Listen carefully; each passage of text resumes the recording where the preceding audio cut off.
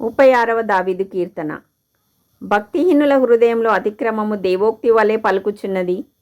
వాని దృష్టి ఎదుట దేవుని భయం బొత్తిగా లేదు. వాని దోషము బయలుపడి అసహ్యముగా కనపడు వరకు అది వాని దృష్టి ఎదుట వాని ముఖస్థితి చేయుచున్నది.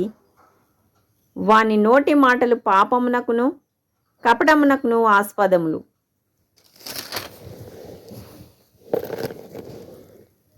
బుద్ధి కలిగి ప్రవర్తింపను మేలు చేయను వాడు మానివేసి ఉన్నాడు. వాడు మంచం మీదనే పాపయోచన యోచించును. వాడు కాని నడతలు నడుచువాడు. చెడుతనము వానికి అసహ్యము కాదు. యెహోవా, నీ కృప ఆకాశమునంటుచున్నది.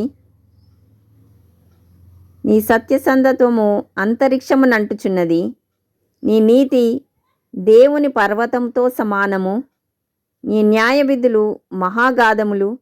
యెహోవా, నరులను జంతువులను రక్షించువాడవు నీవే. దేవా, నీ కృప ఎంతో అమూల్యమైనది. నరులు నీ రెక్కల నీడను ఆశ్రయించుచున్నారు. నీ మందిరం యొక్క సమృద్ధి వలన వారు సంతృప్తి నొందుచున్నారు. నీ ఆనంద ప్రవాహంలోనిది నీవు వారికి త్రాగించుచున్నావు. నీ యొద్ద జీవపు ఊట కలదు. నీ వెలుగును పొందియే మేము వెలుగు చూచుచున్నాము.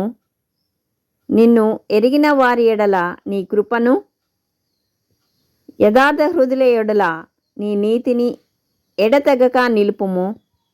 గర్విష్ఠుల పాదమును నా మీదికి రానియకుము. భక్తిహీనుల చేతిని నన్ను పారదోలనీయకుము. అదిగో, పాపము చేయువారు అక్కడ పడియున్నారు. లేవలేకుండా వారు పడద్రోయబడి ఉన్నారు. హల్లెలూయా. Praise the lord.